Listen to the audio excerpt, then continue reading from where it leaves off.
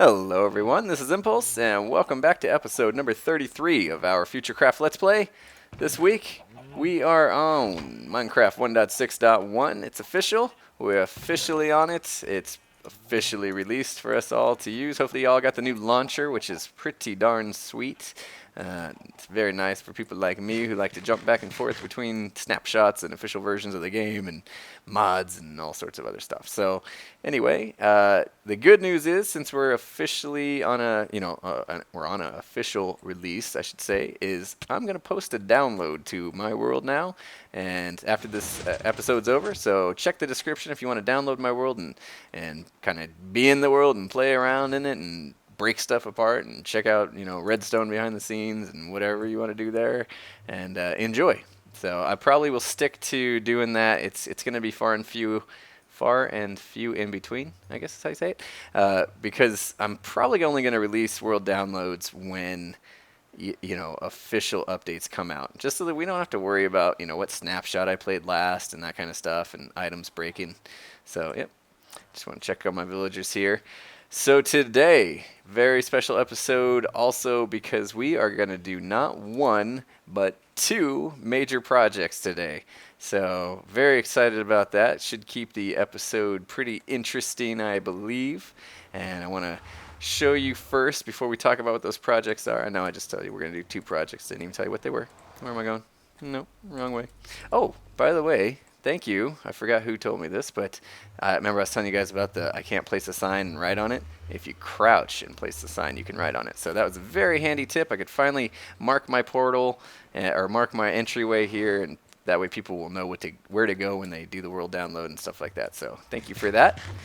And here we go. I'm going to my spawn region. Haven't been here in a little bit, so we probably have some iron trench rebuilding action and all sorts of other stuff. But I want to show you some work I've done off camera over here.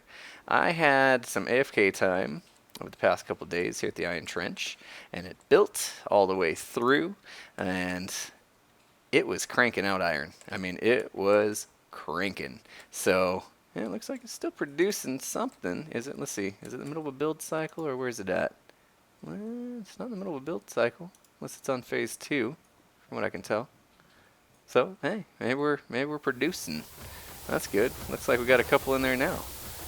Sweet. That's good news. This thing built when I wasn't even around. I like that. Anyway, it was cranking out iron. As you can see, it's still cranking out iron. And I had a couple chests here, and yeah, it wasn't enough. So I decided, well, if it's going to be cranking this well, let's go ahead and give it a nice storage array. And that's what I did. So the first thing I had to do is, you can see how many chests I put in. Of course, I had to over-engineer this whole thing and basically overdo it like usual. But before I get to what these are, let's go down in here. I'm going to show you a little bit of this wiring. And what we're doing, tight squeeze, tight squeeze. Basically got the filter system here, so nothing new. And it's set to filter iron. So basically here it comes through. We're only letting iron go through to this hopper, and then it goes over. Everything else is going to go into this dropper here, which faces into some lava.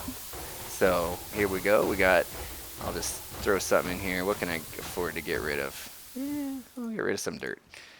No biggie. There you go. Whatever's in the dropper will automatically fire. Hang on, I'm picking it back up. As long as we're not too close, it will fire into the lava and destroy it automatically. So bam. That's a good deal. That's going to get rid of basically all the flowers, or the roses I should say, and if any mobs or anything else get in the system, take care of them as well. And we don't need them. I don't need that many roses. I'm going to have to rush through this. It's getting dark. And so yeah, basically it destroys all the roses, lets through the iron only, and then it goes into basically a hopper chain that goes all along here behind these upside down stairs. And as they come through to these chests, you can see I got only iron, and I got a couple chests worth. You can see I think I got about, I don't know, what is that, like 12. And the way this works is I have a system hooked up to this that if an item comes into the chest, it lets me know, turns on a light. Yep, you got something in there. That's basically just the indicator. So let me come down here. I got it opened up over here so I can quickly show you how that works. So basically, I knew I wanted a light on the floor in front of the chest, and I knew I wanted it to turn on as soon as something got into the chest. And so I laid that out first and then tried to figure out, okay, how can I make that work? So you can see basically here's the hopper chain. Let me get a little higher so you can see. You can see how the hopper chain works behind here. You just have it going all the way across and then hoppers facing down into the chest. And basically what's going to happen is as they come across, they're going to go down into the first hopper with an available slot because they like to go down first before they go over. So it will continue to fill up, the chest on the right here, and then as soon as that's filled up, as soon as that hopper fills up, it's going to go on to the next one and start filling that up, so on and so forth, all the way down the line. So then the idea is, okay, great. Now we've got it so that it's going in the order we want. Now we need to kind of get a signal off of that chest and something to go around and turn on the light. And we had to go under it just because these hoppers were there. So here's how we did it. Got a comparator there into a sticky piston, pushes a block down onto a torch. That basically gives that block power, which will give that repeater power. And then power this piston, and push the block over the torch, powers the light. So yep, it's definitely over-engineered, but it does exactly what I want. Played around with quite a few failed designs on this, and it may be expensive, but hey, I can afford it, and it does exactly what I want. So you can see I actually, of course, went overboard all these chests, and then I wrapped it around. So basically it's going to come all the way down and then start filling up this side going in that direction. So, my goal is to at least, before I'm done with this world, get it to go all the way down. That's going to be hard for me to do because you can see I'm already going crazy building with iron block. That's my favorite block type in the game to build with. I just love the clean look of it. And, yep, there we go. Still cranking. So now I got plenty of storage. I don't have to worry about it. I'm not going to lose any iron. If I AFK here, overnight or something, then chances are I'm going to get a couple more chests of iron, and it's beautiful. Very nice. So perfectly working iron trench in 1.6.1. Don't let anybody tell you that iron trenches don't work anymore, because obviously they do. I know that there was a rumor out there for a while, so squash that rumor right now. And before... get rid of these guys. You can see that I'm telling you, they should have called this the zombie update, not the horse update, because basically when I AFK here overnight, I come back in here and there's a slew of zombies just back there trying to get to the villagers, and I'm at 35 XP just because I'd come in there and kill them, and that's basically where I got all my XP from, is all these zombies. So yeah, you definitely have to watch your back these days because they'll sneak up on you. You could think you're safe, in the middle of a safe zone or whatever, and how did you get up there? You must have spawned up there. Yeah, you might be there for a while. Fall in lava, hopefully. All right, cool. So that's some stuff that I did off camera. It is time to get to the first project of the day. So we'll get back to what the voting results were, and that will explain, kind of why I chose to do 2 projects and the ones I did. It seemed like the popular choice, of course, was the leather farm, and that totally makes sense to me because, not only do we need leather for books, we needed steak. I needed a better food source than watermelon, and as you can see, I have pumpkin pies now in my inventory because it dawned on me. Here I have been eating watermelon and it's been replenishing one hunger at a time. And why do that when all I have to do is grab sugar from the witch farm, egg from my little makeshift egg farm that you saw at the beginning of the video, and then I didn't grab any pumpkins, but I have an automatic watermelon and pumpkin farm as well. So, mix those 3 together and voila, you got pumpkin pie. So kind of solve that problem, but it would still be cool to have a leather farm. I definitely need the leather for books, and steak would be nice because I don't have to craft it, and it doesn't take 3 ingredients and does a pretty good job. So here I am at the witch farm, and this is the location of the other project, which is the sugarcane farm. So most people agreed that leather farm was necessary, but sugarcane farm is also going to be needed to get that paper so that we can craft paper, we can craft books, and start the trading. So I decided, well, what better place to build a sugarcane farm than at the witch farm? Because one, I have, kind of the good area cleared out, half-slabbed and whatnot. And this is probably where I do most of my AFKing, is just up here on my third tier ender pearl elevator. This puts me up nice and high so that I get a good amount of witch spawns in there. So I decided this would be a perfect location for a sugarcane farm, since this is where I spend a lot of my time. And we'll just get sugarcane kind of cranking the whole time I'm here. And that's what I did right over there. That's it. That is the sugarcane farm. So, before I go down and show you the inner workings of it, let's take a second and see how it got built. Check it out.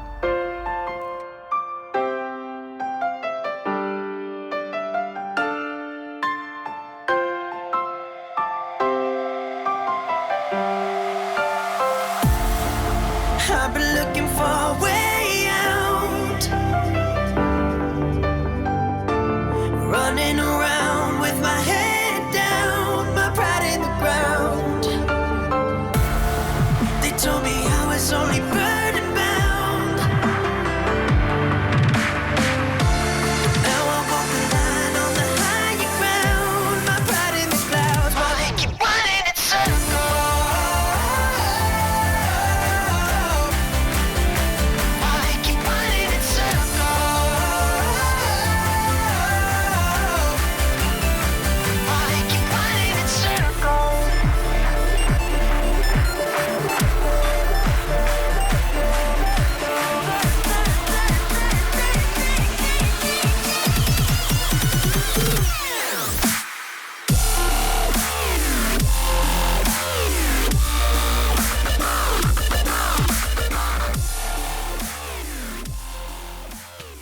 Alright, so what we got here is basically a sugarcane farm that's using a bud technique that Mumbo Jumbo did a video about, and it's really, really cool. What happens is, as soon as a sugarcane grows, the pistons will fire and basically push the sugarcane over. And what I did to collect it here, you can see, is a hopper minecart, and it's just going to go back and forth and back and forth. And as the sugarcane gets pushed over onto the track, it kind of sucks it up just like a vacuum cleaner would. And then it rolls over this hopper here. It'll drop it off, and that will get sent to this kind of middle. And you can see, that's kind of the reason why I laid it out like this in a cross pattern, is because I wanted everything to kind of collect to the middle. And I know it's not space efficient or whatever, but I had the space, and I thought it looked cool that way anyway. And kind of funnels everything to a center collection point. You can see I got them all just kind of rolling, and I got 2 layers built. So I got 4 on each layer, so 8 total cells. And I think there's 14 sugarcane on each side. So you do the math, because if you know me well enough by now, I don't like math, so whatever that comes out to. And then I come down in here, and actually let me show you the front way in before we go in that way. See what I mean? See what I mean? They just never leave you alone. I'm trying to make a video here, man. Come on. So yeah, you can see from the side, it looks pretty cool down here anyway. And I kind of made a way into the collection area. And, also, again, still working on the pertification of this, little storage system here, and get some walls in and whatnot. But have like a corner silo type of thing going on right here. So, I can get to the chest to access the sugarcane right here. These lights kind of tell me how many other chests behind here are full. So you can see I just kind of got a wraparound pattern going on here with the chests and all that kind of thing. So it'll all funnel down, fill up that one, that one, that one. And as it goes, kind of light up these lights in the front. So I know that I have, at least, the 2 double chests down here, or, plus the hoppers or whatever, and then a couple double chests up high. So you can see I got plenty of sugarcane already, which is very nice. So let me see, do I have the half-slabs? Nope, I'll block that back off later. So yeah, that should give me what I need, at least to get the paper that I'm going to need and that kind of thing. So next step is to get us some leather so that we can make some books, and we're going to get this trade going, the librarian trade. We are going to get us some emeralds. I can't wait to get, a double chest full of emeralds so that I can start buying a lot more, of this diamond gear from my blacksmith. So that's it. That's it for the sugarcane farm. Let's move on to the leather farm, and that is gonna be. Can you guess? Try to guess. Where am I gonna put this leather farm? Anybody? I'm going to head to the spawn region, but that's not where it's going to be. Okay, so here I am in my spawn region, and what I wanted to show you here is I basically installed an iron bar fence all the way around the perimeter. It kind of designates that anything inside of that is part of my spawn chunks, so they'll be loaded basically no matter where I am in the world. Anything within here will be loaded, and wanted a way to also make sure that we weren't getting animals kind of crossing in and out of the loaded spawn chunks. And the reason for that is because we're not just going to do any regular, cow farm or anything like that. We're actually going to do a mushroom farm.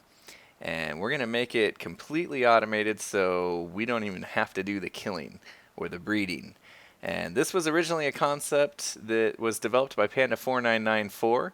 Basically, the idea is we're going to use the game's natural ability to spawn animals, and we're going to force it to spawn mushrooms by being in a mushroom biome. I don't know how many times I'm going to say mushroom instead of mushroom biome. It's just a habit, so I guess we'll have to deal with it. But anyway, if we kill all the animals inside this spawn region, and then find ourselves a mushroom biome, then as long as there's no other animals loaded in the world, there should be mushrooms, or mushrooms I can say this time, spawning in the mushroom biome, and they'll spawn inside a little trap that we set up, and basically they'll keep spawning and the trap will kill them. And because we haven't met the mob cap limit for those peaceful animals, they will just continue to spawn and continue to die, and we'll basically have a little way to AFK there and get our cooked steak and our leather. So that's the idea. Of course, in order to make sure that we're under the mob cap, we're going to have to go around the spawn region here and kill all the animals and make sure that no more are able to spawn. And the best way to do that would probably be to just set up a spawn-proof perimeter, which, of course, is going to take a ton of time to do that, but we will get to that eventually. In the meantime, just to get it going, I think what I'll do is I'll just make a little chicken farm, just kind of like if you watch Panda 4994's video when he did it. He kind of just made a little chicken coop and put like 20 chickens in there, and then went around and killed the animals, and then waited till nighttime, slaughtered the chickens, and went through the portal, and then he was able to make sure that he didn't have any animals loaded in the spawn chunks while he was out at his mushroom farm. So I'll probably do that to get started, but we will need to do a perimeter here, and just to make the job easier later. Hey, don't run. Come back. I don't want to die. So I'll go ahead and the next thing we're going to need to do is find a mushroom biome. And I'm thinking, we could do this the, I guess, more legitimate way, and that would be to just go around the world, when you run into ocean, get on a boat, ride out in the ocean, and hopefully you stumble across one. And I was thinking about that, and I would totally do that, but it's going to take a long time, first of all. And second of all, it's just going to expand the size of my world. It's going to basically load a bunch of chunks into my world that I'm never going to use, or I may not want to use right away.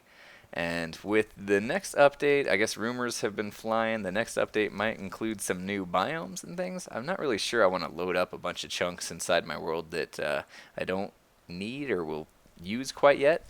So instead what I'm going to do is I'm going to use a tool that's out there called Amidst, and we'll be able to just load up this map, look at that in this tool, and it will tell us exactly where we can find a mushroom biome. So let's just pull that up right now, and I'll load my world into it, and we'll take a look and see what we can see. Alright, so I got my world loaded up inside of Amidst here, and this program is really cool. I'll leave a link to where you can download it in the description, so you can grab it if you want. But basically just point to your world file or pop in your seed number, and it will show you all sorts of good things. You know, where strongholds are, witch huts, villages. If you're in the nether, it'll show you coordinates to nether fortresses. It'll show you, if you point to your world save, it'll show you where you're at on the map, that kind of thing. But most importantly, what we care about right now is the biomes. So you can see if you hover over the biome in the bottom right there, it'll say, ice plains, ice mountains, this is taiga, this is forest, that kind of thing. So we can kind of use this to start looking for, a mushroom island. And then once we know where it's at, we can travel to the nether to the coordinates we need to make a portal and get there. And we won't end up generating, let's say over here on the left here, I haven't been over there yet. And if we were just kind of running around looking for a mushroom biome, we would load all those chunks. And not so sure I want to expand my world yet by doing that, especially since the next update, rumor has it, might have some new biomes and stuff. So anyway, let's go north here and see what we got. I got some bodies of water. This is extreme hills out there. Maybe go a little more north, and voila, here we go. This is what we're looking for. So you can see this kind of grayish, tan color, whatever you want to call it. These are mushroom islands right there. So basically, if I look at this, I can kind of round it here. But if I go to the south side of the island, I'm at basically X 2000, Z 40 or 4200.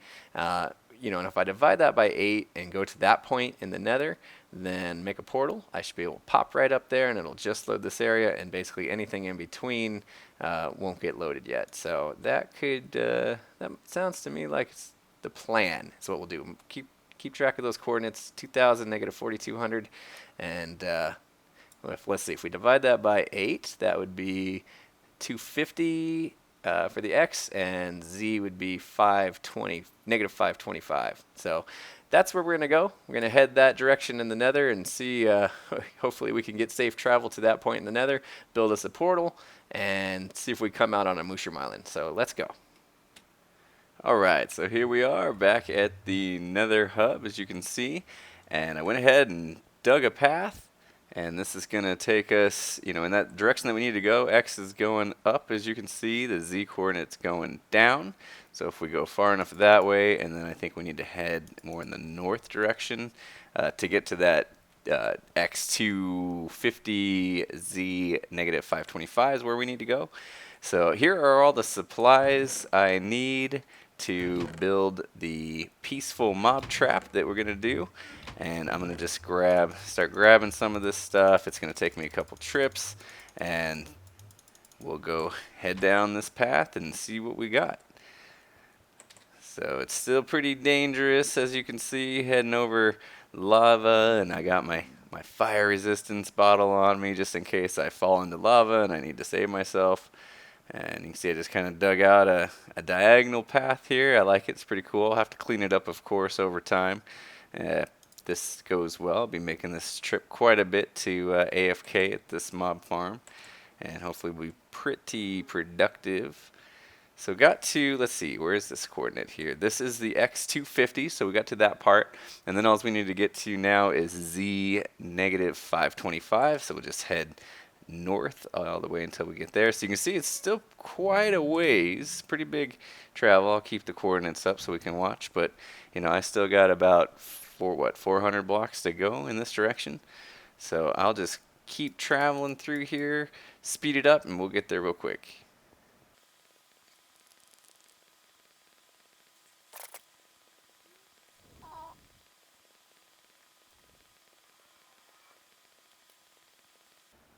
All right, here we are.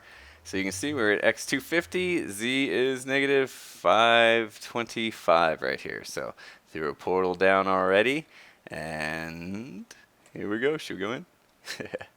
Hopefully on the other side of this portal, we will have a mushroom island. There we go.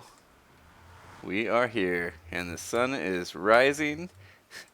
Beautiful. And we got a mushroom island. Look at that. Big old mushrooms everywhere. Got one out in the ocean. Let's see how big this thing is. We'll just scout it real quick.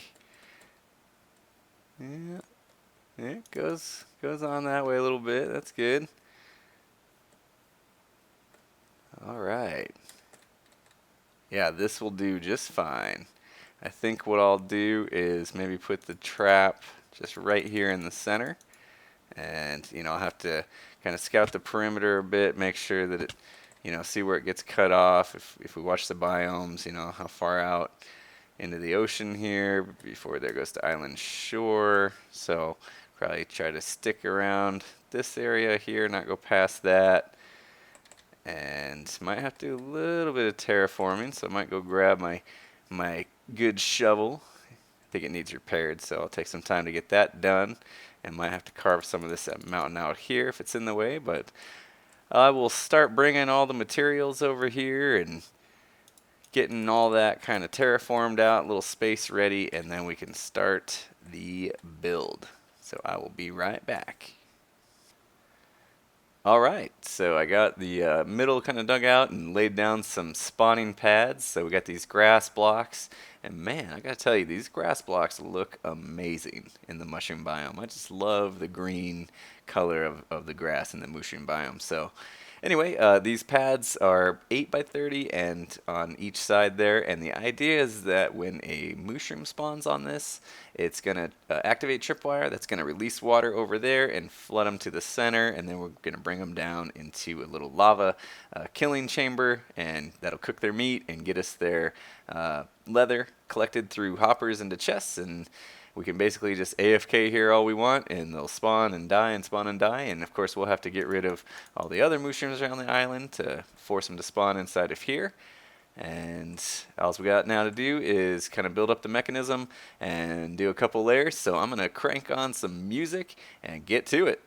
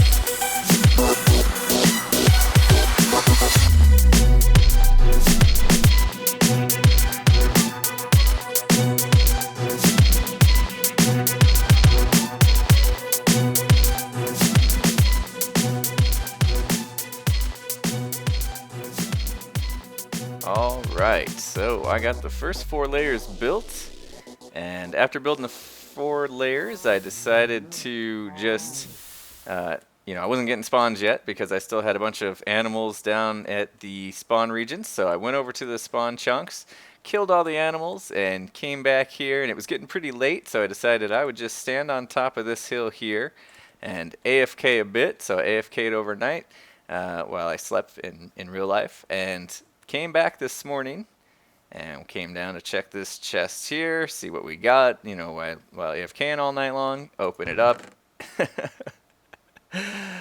It's so beautiful. Look at this. One night of AFK and I got, well, I mean, it's almost a double chest full. You know, I should have plenty of leather now to get me going. I got some food, and oh yeah, you may notice I'm also missing a lot of my other gear. Yeah, I was finishing up some glowstone just a little bit ago. You know, I was having to put an extra glowstone ring in so that cows wouldn't jump up on here and clog up the system. So I ender pearl in there, and the water starts, floods me off, and yep, I got pushed into the lava down there. No, wasn't pretty. So somehow, you know, I lost all my stuff, and yeah, it's a good thing we're working on this villager trade so I can get it all back, because I lost quite a bit of stuff. So can't wait to re-gear up with those awesome trades that we're going to get from the perfect villagers and all that good stuff. So I think that's going to be it for the end of this episode today. You know, I was going to do more layers, but like I said, it's running pretty good with 4. You know, I'll have to decide, you know, if I want to continue building it up or just save the materials for something else. And, you know, as long as it's giving me the output that I need, I'm happy with it, for sure. But the next thing we're going to have to do, and like I mentioned earlier, is we're going to need to make the spawn region, you know, spawn-proof. You know, so we don't have any kind of peaceful mobs, and it would be nice to not have hostile mobs in there either, so we can just hang around there in peace and quiet. And, you know, there's a couple ways we could do that. We could do, you know, just the regular half slab out, you know, the whole perimeter, like usual. Or we could do, since it's in ice plains, maybe flood it with water, and that would freeze over into ice. Could be kind of cool, reminiscent of Doc M77's old ice perimeter in his world tour that he used to have. Or we could, you know, flatten it out and put something else down, you know, like kind of like on Zip Crowd, how they had the wheat, or we could put flowers, or I think flowers work. Or string, maybe? I don't know. There's probably a lot of other things we could put down. So I think those are what we're going to vote on for next episode. So that would be option 1, to half slab the perimeter. Option 2 would be to make it a full ice perimeter.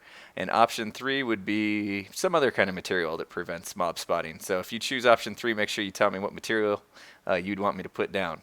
So those are your 3 options. Make sure you get those votes down in the comments below as soon as possible so I can start gearing up and start, you know, I'll have to start doing all the terraforming and stuff, flattening the perimeter out and making sure that we're ready to get that thing spawn proof so that this will work anytime I come here and not just, you know, after I kill all the animals that spawn. So awesome. Hopefully you guys enjoyed this episode. A lot of time went into it. It took a while to do 2 massive builds, but we are a step closer, 2 steps closer to getting our villager trades happening so I can retool. So pretty happy about that. And like I said, hope you enjoyed the episode. Hit that like button if you did. And with that said, I'll see you again next time.